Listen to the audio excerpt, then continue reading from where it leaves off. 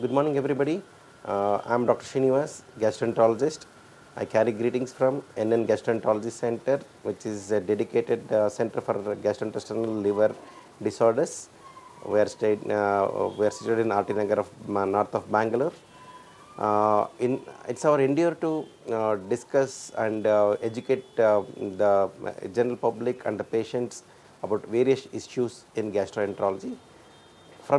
In this respect, I thought we'll discuss a little bit of this gastrointestinal reflux disease, gastroesophageal reflux disease. Why did we choose this topic? Was this gastroesophageal reflux disease is the commonest upper GI symptom, that's upper gastrointestinal symptom all over the world. In fact, you would be amazed to know that about 15 to 20% of the world population has this gastroesophageal reflux disease, or in short GERD, sometime or the other in life. Here we need to differentiate between gastroesophageal reflux and gastroesophageal reflux disease. What is the difference?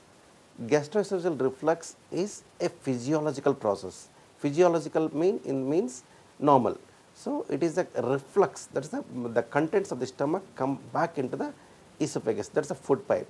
So this is a normal physiological phenomena which happens time to time in all of us, but this does not produce either symptoms or mucosal damage. When either of them is there, when there are symptoms of heartburn or other symptoms or mucosal damage to the esophageal mucosa, then we call it as this gastroesophageal reflux disease. And it's also important to note that when we do an endoscopy, it is not that all gastroesophageal reflux disease patients, that GERD patients, have some mucosal damage. In fact, more than 50% have a normal endoscopic mucosal examination. Only less than 50% have some mucosal damage on endoscopy. And then coming to the epidemiology, what are the how is it distributed all over the world? See, here it is important to note that it's a predominantly disorder of Western population, and since we are becoming westernized, it's probably affecting us also. And in fact, a lot of studies have been done all over the world. A study was done in USA, that's United States of America, which showed that a telephonic survey was conducted, which showed that about 45% of the people surveyed randomly, irrespective of whether they had anything or not, had symptoms attributable to reflux. That's either a heartburn or a chest pain, which was not cardiac, sometime in the past 1 year.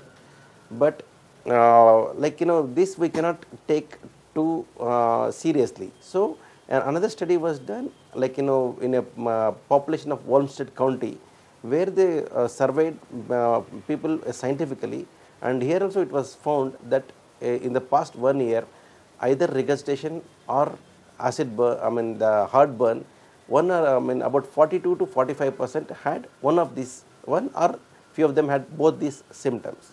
So it is pretty common. And if we ask them like the frequency, in fact 20% of them had about once in a week. So you can see the impact that like 1 in 5 persons can have heartburn once in a week in the United States in a particular population. Then they saw that there is a significant racial difference. It may not be necessarily the race, it may be the dietary habits and the body habitus also. They saw that in Hispanics, almost 50% of them had symptoms one time or the other, whereas in African Americans, it was 31%, as well as in Asians, it was less than 20%, it was 12%. So you can see that there is a significant racial, probably the dietary, body habitus, and a few other factors which may play a role. Then let's come to Asia. What's the thing in Asia? So a study was done in Singapore, but you can see, one could see the significant difference between the incidence in America and in Southeast Asia. Here the incidence was as less as 3 to 8%. Amongst these, in fact, Chinese had much less incidence than Indians. So, in India, the studies have been done. Again, it shows that the overall prevalence is about 10 to 15%.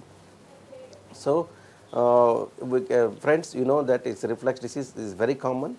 See, it is one of the diseases where the diagnosis is based on symptoms, not necessarily on a particular test being positive. So, it is the symptoms which drive the diagnosis and symptoms which drive the treatment.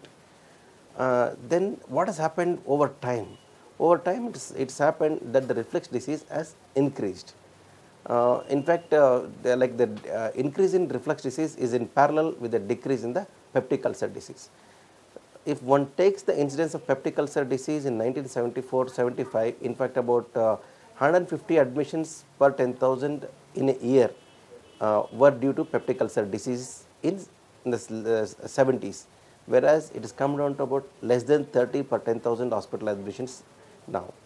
If we take other way around, reflux disease, like it is not that necessarily the reflux disease is the cause for admission. If you see the diagnosis at the time of discharge in these patients, in the late 70s, it is around 30 per 10,000 hospital admissions, whereas more than 350 hospital admissions have a reflux disease as a part of the diagnosis, maybe the primary diagnosis or maybe the secondary diagnosis. So, you can see the tremendous increase in the reflux prevalence.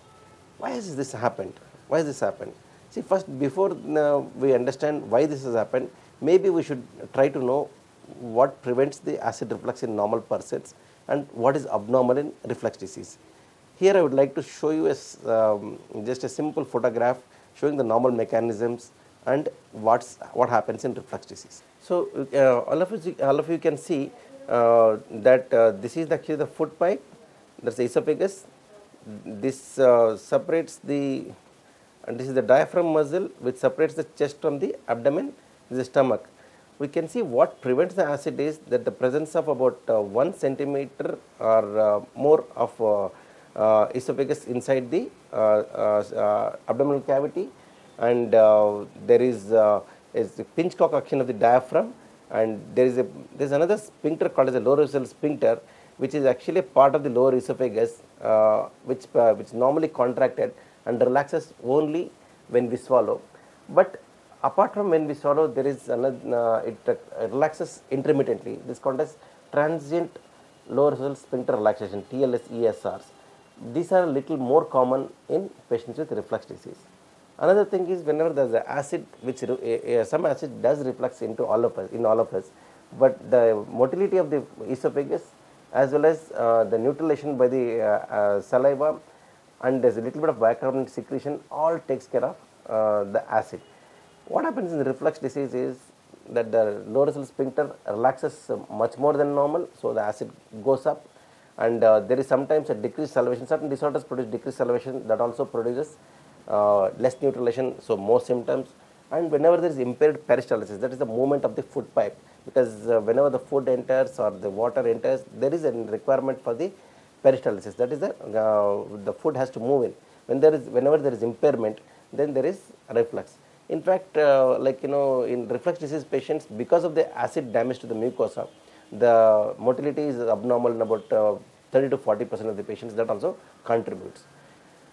Then other factors which contribute are delayed gastric emptying. The stomach is too full, like maybe it happens in some diabetics or because of motility disorders. Then also reflux increases. And like we were just discussing, why has it become more prevalent now? There are possibly two reasons. One is the obesity epidemic. What does obesity do? It does two things. One, it increases the pressure of the over the stomach, the intra-abdominal pressure. That's why the reflux happens. And second thing is our dietary habits have changed.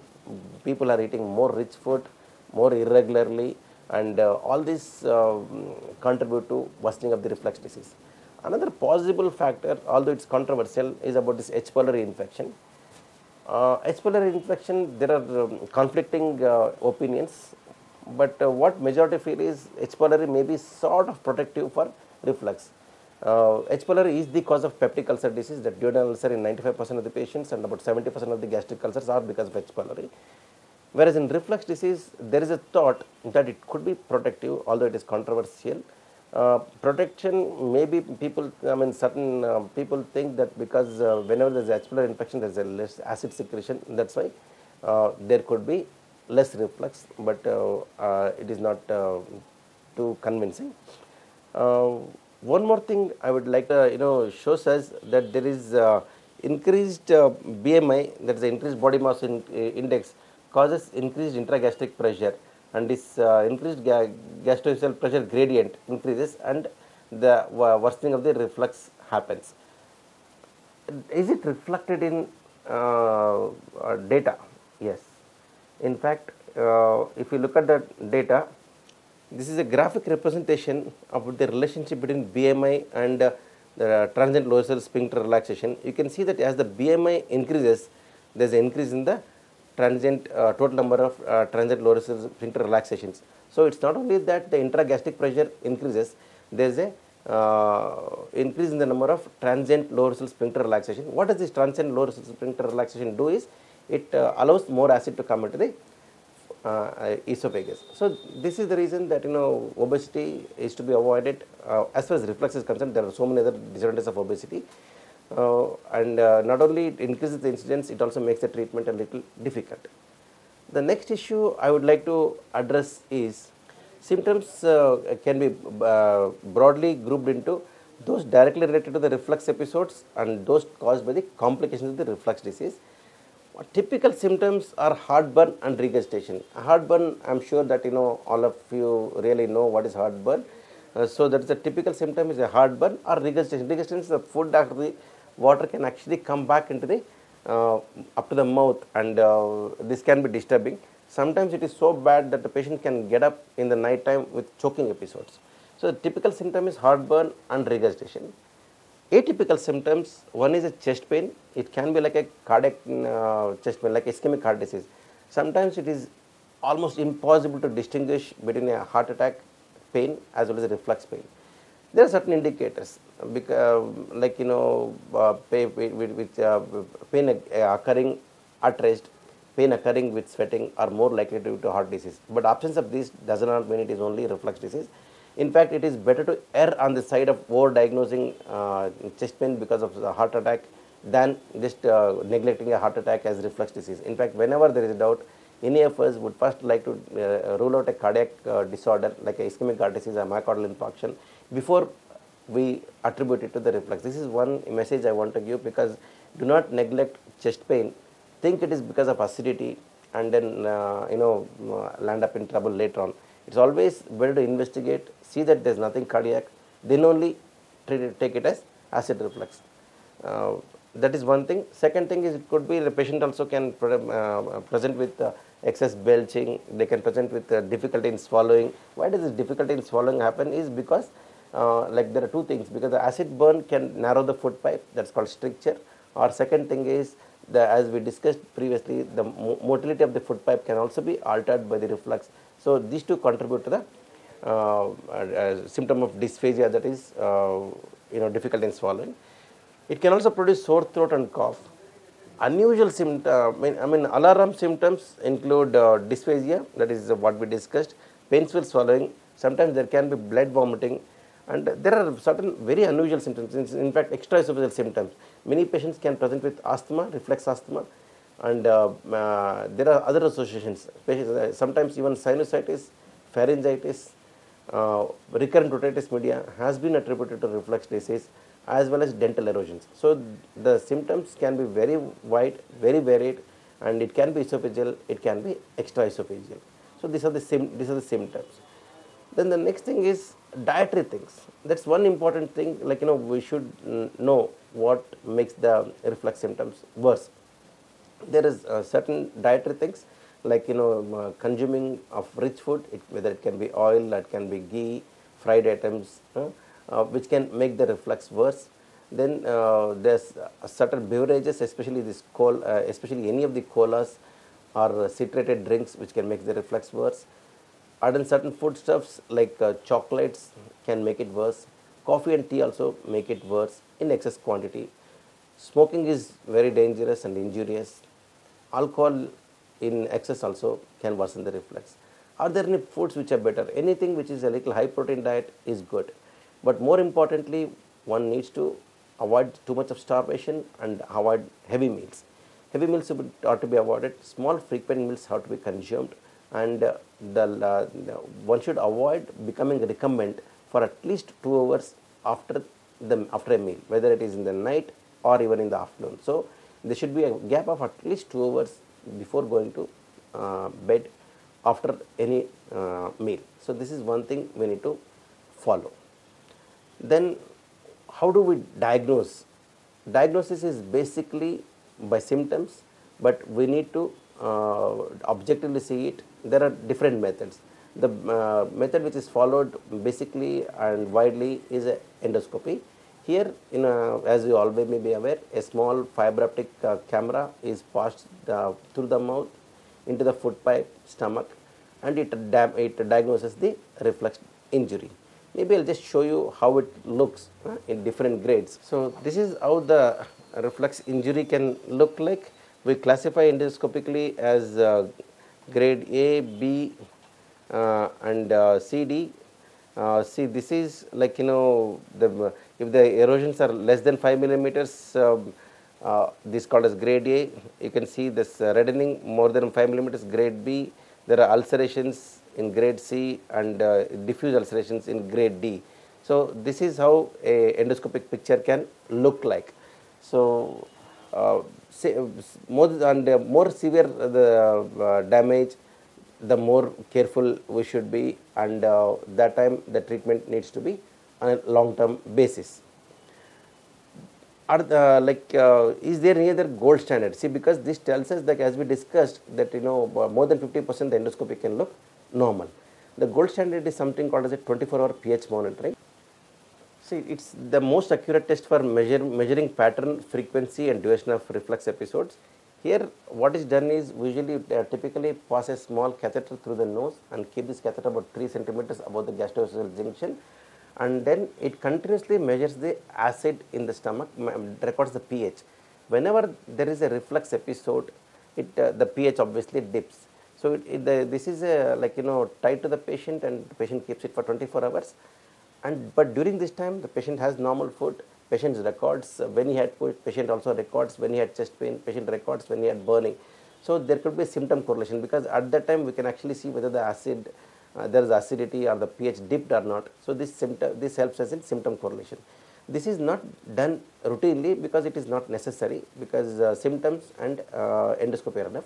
But it is definitely done when the patients are not responding to the routine treatment, or second, their response is inadequate, or where we are planning some surgical intervention. This 24-hour pH monitoring may be indicated. So this is the gold standard test for reflux disease. Once we diagnose reflux, how do we manage? The first and the most important thing is, I think we need to definitely do dietary modifications, lifestyle modifications, which we already discussed in the pathogenesis. That diet has to be like less rich. I mean, as it should be less spicy, that is bland. Then one should avoid coffee, tea. One should avoid chocolates. One should avoid this beverages like colas and citrated drinks, small frequent meals, and dinner 2 hours before going to bed. And then there is one more thing is elevation of the head end of the bed helps. Here I just like to bring to your attention that do not put too many pillows under your neck and think that it is elevated, because then it can produce neck problems, cervical spondylosis. There are two ways of elevating the head end of the bed: either to put some blocks below the legs of the cot, or otherwise there is something available called as a wedge pillow. The wedge pillow can give a nice slant. So one of these two things can be used for elevating the head end of the bed. Regarding diet restriction, yes, it has to be good, but too much of if I advise too much of a diet restriction, maybe the compliance is not so good. So we have to draw a balance. That doesn't mean that I'm allowing that patients to take spicy food or this citrated drinks or nothing. You've got to be it need not be too strict, but as strict as possible. So that is a diet. Second thing is medications. Medications, in fact, again there are 3 types of medications. One is the proton pump inhibitors. Second is antacids. Then the H2 blockers. The proton pump inhibitors, which can include esomeprazole, rabeprazole, pantoprazole, elaprazole, or omeprazole, all are effective. Esomeprazole, we got the widest experience, and it is pretty good. One may have to initially give it for about 8 to 12 weeks till the mucosal the erosions totally heal and symptomatic relief will be there.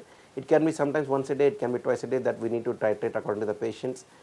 Once symptoms totally resolve about 8 to 12 weeks after the first course, usually we do not suddenly continue the medications unless there are certain anatomical defects like hiatus hernia, where hiatus hernia is like a part of the stomach comes into the chest.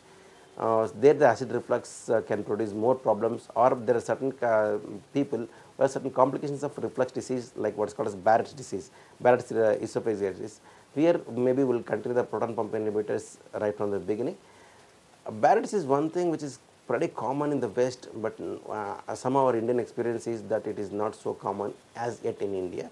That does not mean that it does not happen. Yes, it does happen. We have seen cases of Barrett's definitely in India. What happens is Barrett's is the mucosa from the squamous, it changes into the columnar epithelium. This is with intestinal metaplasia. Sometimes it can lead to carcinoma, that is malignancy. So that's why this Barrett's is important.